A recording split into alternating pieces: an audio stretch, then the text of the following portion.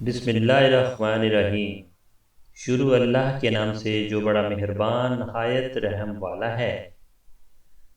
السلام علیکم ورحمۃ اللہ وبرکاتہ۔ پیارے ناظرین، اگر آپ ہمارے چینل پر فرسٹ ٹائم آئے ہیں یا ہمارے چینل کو سبسکرائب نہیں کیا ہوا تو ہم آپ سے تہہ دل سے ریکویسٹ کرتے ہیں کہ ہمارے چینل کو لازمی سبسکرائب کر دیں تاکہ ہم تمام ویڈیو آپ تک پہنچاتے رہیں۔ کامیابی کی ابتدا۔ حج کے دنوں میں مکہ میں دور دور سے لوگ حج کرنے آتے تھے۔ یہ حج اسلامی طریقے سے نہیں ہوتا تھا بلکہ اس میں کفریہ اور شرکیہ باتیں شامل کر لی گئی تھیں۔ ان دنوں یہاں میلے بھی لگتے تھے۔ نبی کریم صلی اللہ علیہ وسلم اسلام کی دعوت دینے کے لیے ان میلوں میں بھی جاتے تھے۔ آپ صلی اللہ علیہ وسلم وہاں پہنچ کر لوگوں سے فرماتے تھے، کیا کوئی شخص اپنی قوم کی حمایت مجھے پیش کر سکتا ہے؟ کیونکہ قریش کے لوگ مجھے اپنے رب کا پیغام پہنچانے سے روک رہے ہیں۔ نبی کریم صلی اللہ علیہ وسلم منا کے میدان میں تشریف لے گئے۔ لوگوں کو ٹھکانے پر جاتے اور ان سے فرماتے، لوگو، اللہ تعالیٰ تمہیں حکم دیتا ہے تم صرف اسی کی عبادت کرو اور کسی کو اس کا شریک نہ ٹھہراؤ۔ سبحان اللہ۔ نبی کریم صلی اللہ علیہ وسلم کا تعاقب کرتے ہوئے ابو لہب بھی وہاں تک پہنچ جاتا اور ان لوگوں سے بلند آواز میں کہتا، لوگو، یہ شخص چاہتا ہے تم اپنے باپ دادا کا دین چھوڑ دو۔ نبی کریم صلی اللہ علیہ وسلم ذوالحجاز کے میلے میں تشریف لے جاتے اور لوگوں سے فرماتے،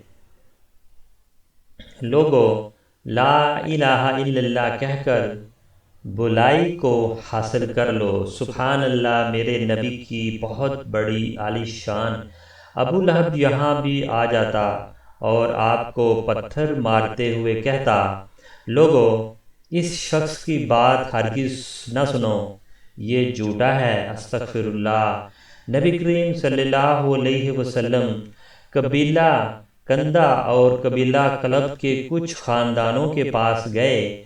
ان لوگوں کو بنو عبداللہ کہا جاتا تھا۔ آپ صلی اللہ علیہ وسلم نے ان سے فرمایا، لوگو، لا الہ الا پڑھ لو، فلاح پا جاؤ گے۔ سبحان اللہ۔ انہوں نے بھی اسلام کی دعوت قبول کرنے سے انکار کر دیا۔ آپ صلی اللہ علیہ وسلم بنو حنیفہ اور بنو عامر کے لوگوں کے پاس بھی گئے۔ ان میں سے ایک نے آپ صلی اللہ علیہ وسلم کا پیغام سن کر کہا، اگر ہم آپ کی بات مان لیں، آپ کی حمایت کریں اور آپ کی پیروی قبول کر لیں، پھر اللہ تعالیٰ آپ کو آپ کے مخالفوں پر فتح عطا فرما دے گا۔ سبحان اللہ۔ تو کیا آپ کے بعد یہ سرداری اور حکومت ہمارے ہاتھوں میں آ جائے گی؟ یعنی انہوں نے یہ شرط رکھی کہ آپ صلی اللہ علیہ وسلم کے بعد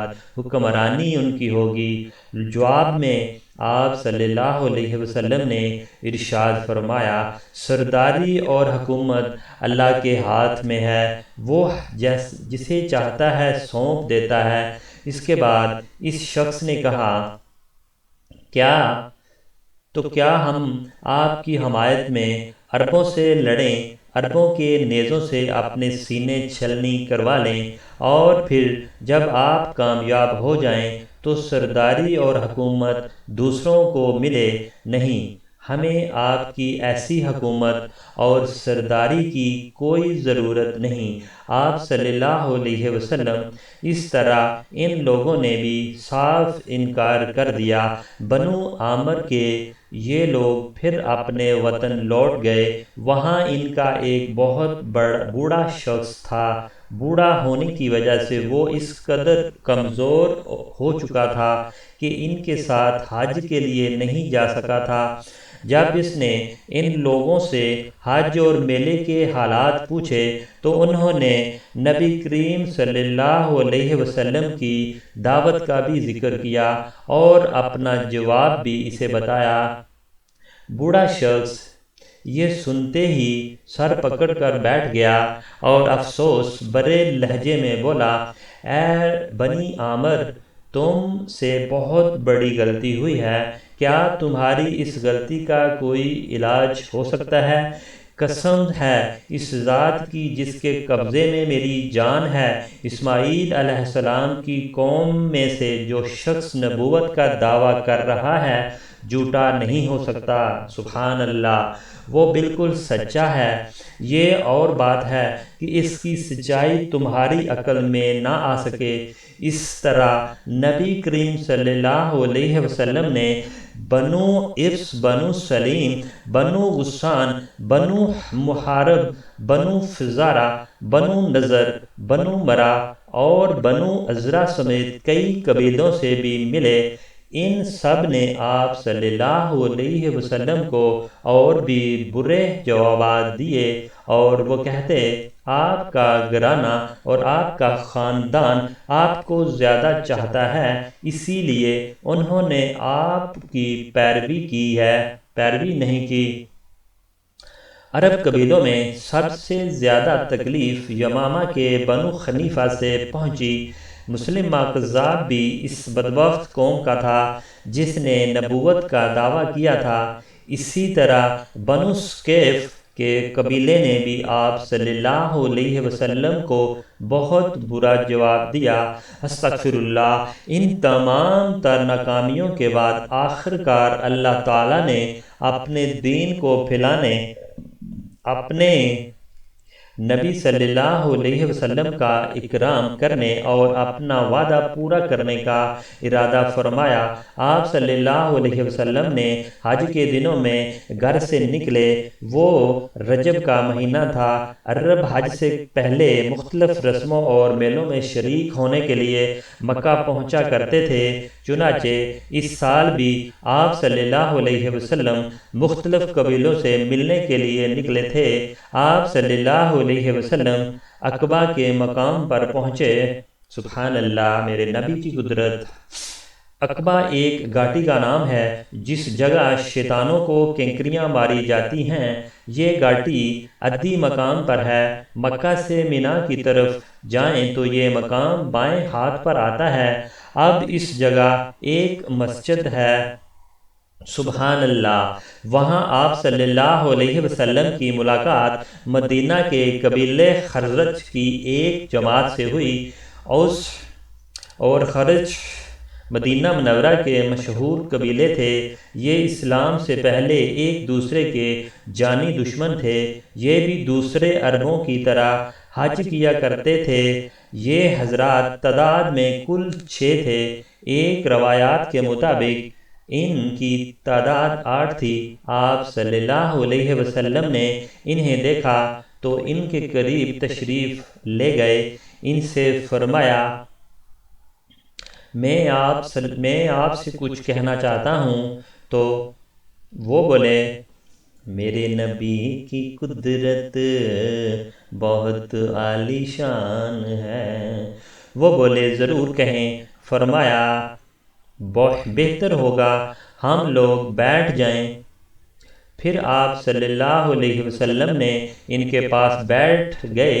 ان لوگوں نے جب آپ کے چہرے کی طرف دیکھا تو وہاں سچائی ہی سچائی اور بلائی ہی بلائی نظر آئی۔ سبحان اللہ، میرے نبی کی قدرت، میرے مولا کی قدرت۔ ایسے میں آپ صلی اللہ علیہ وسلم نے ارشاد فرمایا، میں آپ لوگوں کو اللہ کی طرف دعوت دیتا ہوں، میں اللہ کا رسول ہوں۔ یہ سنتے ہی انہوں نے کہا، اللہ کی قسم، آپ کے بارے میں ہمیں معلوم ہے یہودی ایک نبی کی خبر ہمیں دیتے رہے ہیں اور ہمیں اس سے ڈراتے رہے ہیں، یعنی وہ کہتے رہے ہیں کہ ایک نبی ظاہر ہونے والا ہے، آپ ضرور وہی ہیں۔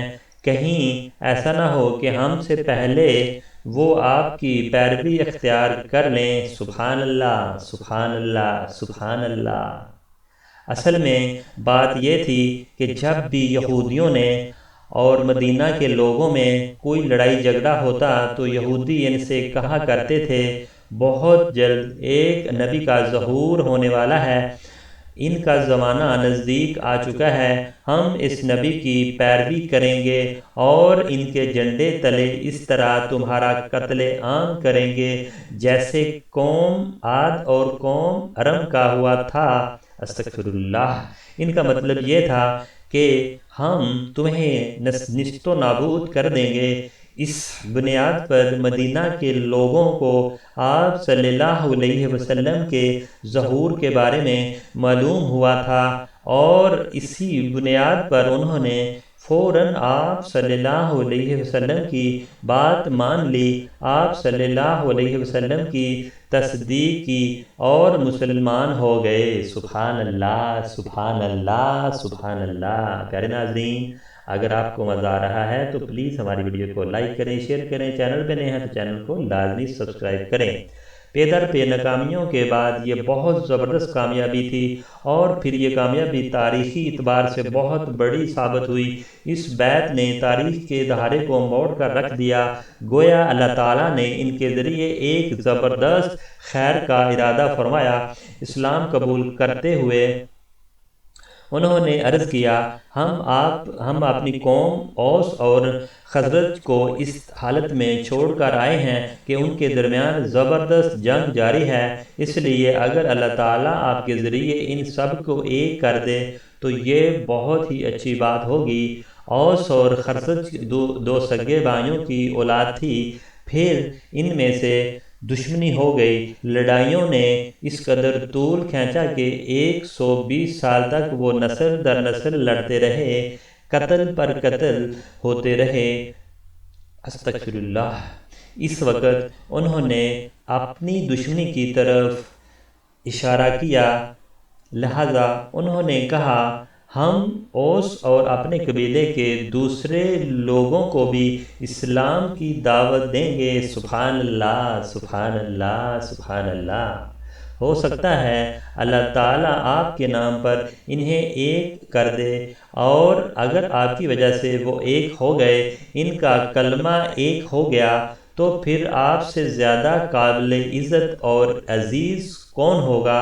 حضور اکرم صلی اللہ علیہ وسلم نے ان کی بات کو پسند فرمایا، پھر یہ حضرات حج کے بعد مدینہ منورہ پہنچے۔ سبحان اللہ، سبحان اللہ۔ پیارے ناظرین، اگر آپ کو ہماری ویڈیو اچھی لگی تو پلیز ہماری ویڈیو کو لائک کریں، شیئر کریں، چینل پہ نئے ہیں تو چینل کو لازمی سبسکرائب کر دیں۔